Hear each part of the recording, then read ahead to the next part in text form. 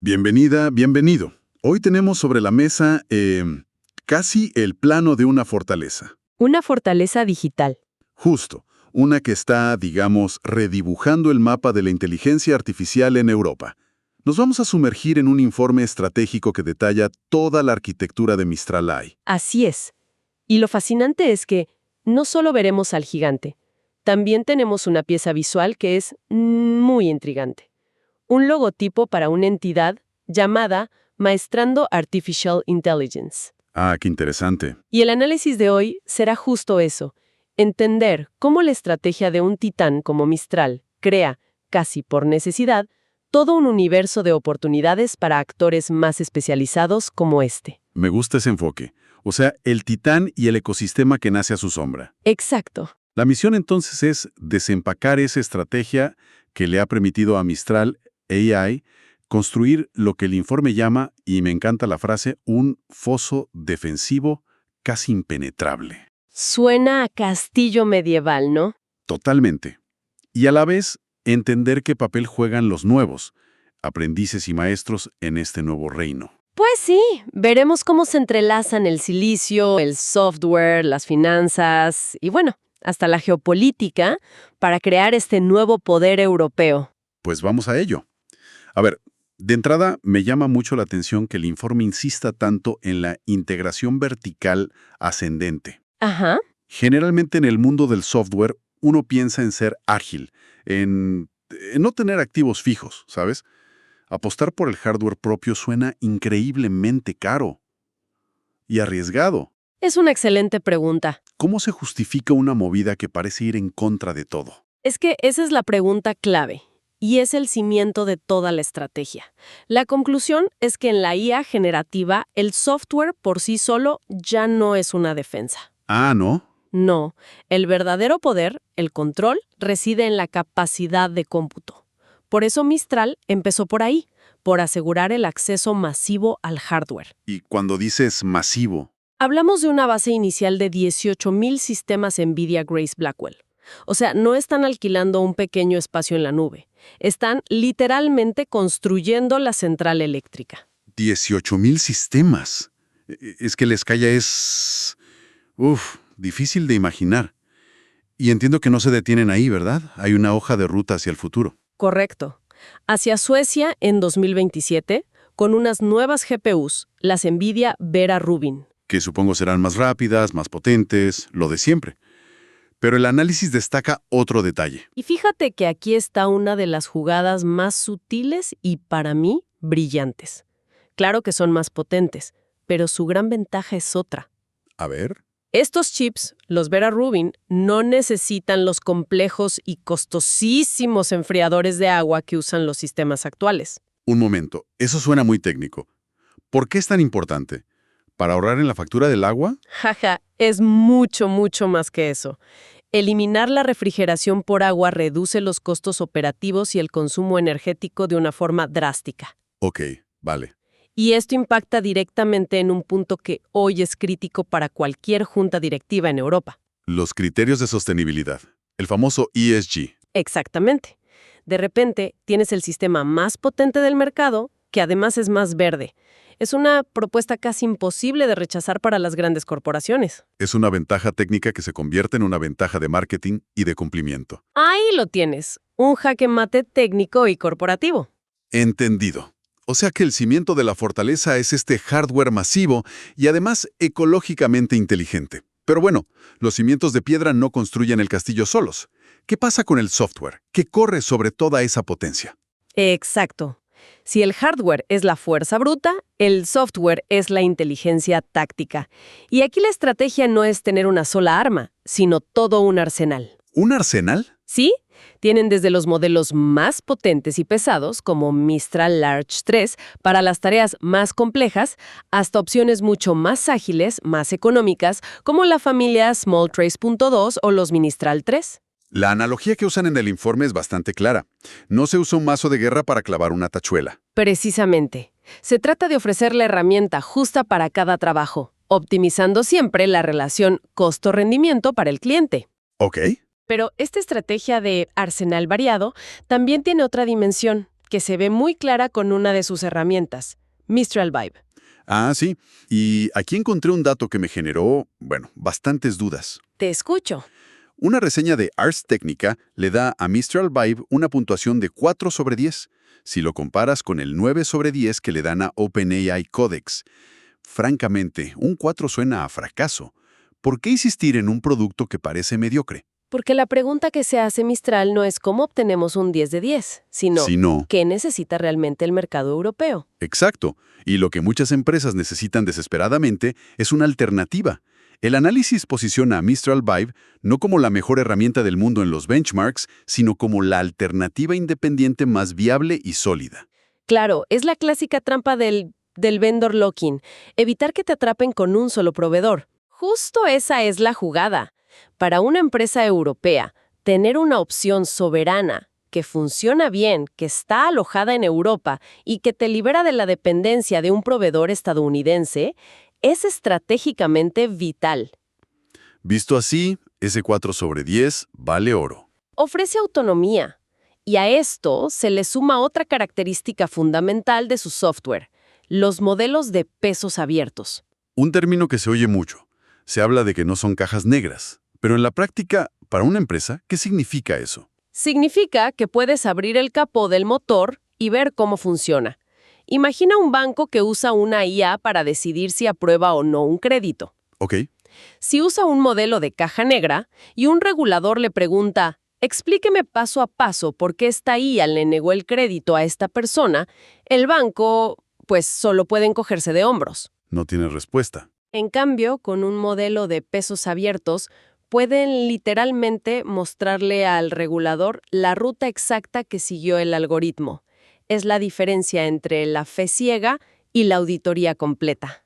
Entendido. Es la transparencia como un activo comercial. Ahora, toda esta fortaleza, el hardware, el software, los centros de datos, suena increíblemente caro. ¿Quién paga la cuenta de este proyecto titánico? Los números son enormes, ¿eh? Empecemos por los ingresos, que es lo que demuestra que esto no es solo un sueño. El CEO, Arthur Mensch, proyecta alcanzar los 1.000 millones de euros en ingresos para finales de 2026. Un momento, ¿1.000 millones de euros? ¿En 2 años? Para una empresa de este tipo suena extremadamente optimista. ¿El análisis ofrece alguna evidencia de que tengan los clientes o los contratos para respaldar esa cifra? Es una objeción muy válida. Y sí, lo que se destaca es que, a diferencia de otras startups que viven del capital riesgo, Mistral ya tiene una atracción comercial real con grandes corporaciones europeas. O sea, ya hay gente pagando. Ya hay gente pagando por proyectos piloto y licencias. La cifra es ambiciosa, sí, pero no se basa en el aire. Se apoya en una demanda real de soberanía digital. De acuerdo. Pero el verdadero golpe de genialidad no está en los ingresos.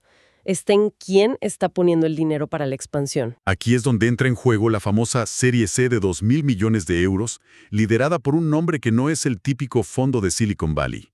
ASML. Y este es el movimiento maestro que cierra el foso defensivo. Para ponerlo en contexto, ASML es la empresa holandesa que tiene un monopolio global y absoluto en la fabricación de las máquinas de litografía. Las únicas máquinas del mundo capaces de producir los chips más avanzados. ¿Las únicas? O sea que, para simplificarlo, Mistral no solo tiene de socio a NVIDIA, que diseña los chips, Ajá. sino también a ASML, la única empresa del planeta que fabrica las máquinas para poder construir esos chips. Precisamente. Han alineado a toda la cadena de suministro de semiconductores de alta gama como socios estratégicos, no como simples proveedores. Es un arbitraje estratégico brillante. Totalmente. Con NVIDIA y ASML como accionistas, Mistral no solo tiene dinero, tiene acceso prioritario garantizado a los recursos más escasos y valiosos de la economía digital. Esto disparó su valoración a casi 14.000 millones de euros. ¡Wow! Con razón el informe habla de un foso casi impenetrable. No compite solo contra su software. Compites contra su cadena de suministro. Exacto. En un mercado que en 2025 generó 117 nuevos unicornios. La mayoría son, castillos de naipes comparados con esta fortaleza de silicio. Ok, la fortaleza está construida, es inmensa y está financiada por los amos de la industria. Pero, ¿qué protege exactamente? ¿Y a quién le sirve en el día a día? Protege, en primer lugar, los datos. El desarrollo de su campus de 1.4 gigavatios en París, que está financiado en parte por socios como el Fondo Soberano de los Emiratos Árabes Unidos. No, MGX, sí. Ujú. Crea un bastión para la soberanía de datos europea. Permite a las empresas procesar su información más sensible sin que jamás abandone la jurisdicción de la UE. Y para el negocio, el impacto es doble, entiendo. Sí. Primero, lo que ya mencionamos, la optimización de márgenes. Usar modelos eficientes como el SMAL 3.2 para tareas cotidianas reduce costos y permite que la IA sea rentable a escala. Y segundo, Y quizás el punto más crucial en el clima actual, la resiliencia. resiliencia. Vivimos en un mundo donde Nvidia tiene una capitalización de 4.6 billones de dólares y hay una guerra global por sus GPUs. La alianza estratégica de Mistral funciona como una póliza de seguro contra la escasez de hardware. Es una garantía de suministro que muy pocos pueden ofrecer. Tiene todo el sentido. Han convertido el riesgo inicial de apostar por el hardware en su mayor ventaja competitiva. Justo. Ok, hemos hablado de cómo Mistral construyó la infraestructura, las superautopistas de la IA. Pero una autopista sin coches y sobre todo sin gente que sepa conducir, pues no sirve de mucho. Buena analogía. Y eso me lleva a la otra pieza que tenemos sobre la mesa, ese logo de Maestrando Artificial Intelligence. Exacto. A primera vista, parece algo completamente ajeno. Pero si lo observamos bien, es la pieza que completa el rompecabezas del ecosistema. El nombre Maestrando ya te dice algo, ¿no? Maestría, educación superior. Y el logo es muy explícito. Una cabeza humana con un birrete de graduación y dentro un gráfico de barras en crecimiento. El mensaje es clarísimo. Capacitación, especialización y crecimiento a través de la IA. Es la capa de servicios educativos que se monta sobre la tecnología. Es que es una consecuencia casi inevitable. Un titán como Mistral no puede existir en el vacío. Al crear herramientas tan potentes, genera una demanda masiva de un nuevo tipo de profesional. Gente que sepa usar esas herramientas. Exacto. Mistral construye la central nuclear, pero se necesita un ejército de ingenieros, consultores y especialistas que sepan cómo operar la planta de forma segura y eficiente. Entonces, entidades como la que sugiere este logo de Maestrando no son competidoras de Mistral, son casi simbiontes. Esa es la palabra. Son simbiontes. Mistral crea la demanda de conocimiento y Maestrando la suple.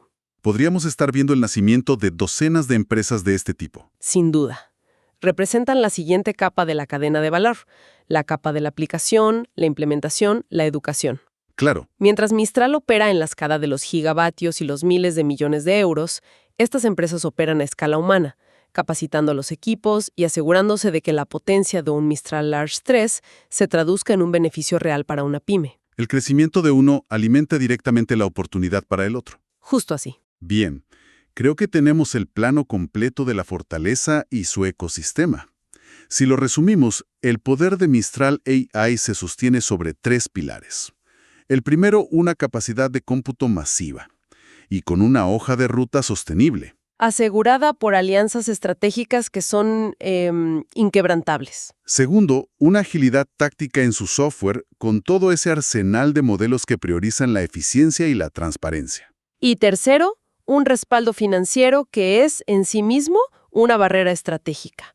Un foso defensivo que alinea a los actores más importantes de la industria a su favor. El veredicto final, entonces, es que Mistral ha logrado algo que parecía muy difícil: equilibrar la filosofía del código abierto que genera confianza y comunidad. Con una monetización a escala masiva, creando la primera alternativa europea verdaderamente soberana al dominio tecnológico estadounidense. Y la aparición de conceptos como Maestrando nos enseña que cuando un titán de estos emerge, la ola no solo levanta su propio barco. Pone en movimiento a toda una flota de nuevos negocios a su alrededor. Para terminar, y pensando en todo esto, me queda una idea para la reflexión. El análisis enfatiza constantemente la idea de Mistral como una alternativa soberana para Europa. Ajá. Sin embargo, su consolidación y expansión dependen de capital global, incluyendo fondos soberanos de Oriente Medio. Y esto nos lleva a la pregunta final. En un mundo tecnológicamente tan interconectado, ¿qué significa realmente la soberanía? Es una excelente pregunta. ¿Se define por el lugar donde están los servidores o por la nacionalidad del capital que los financia?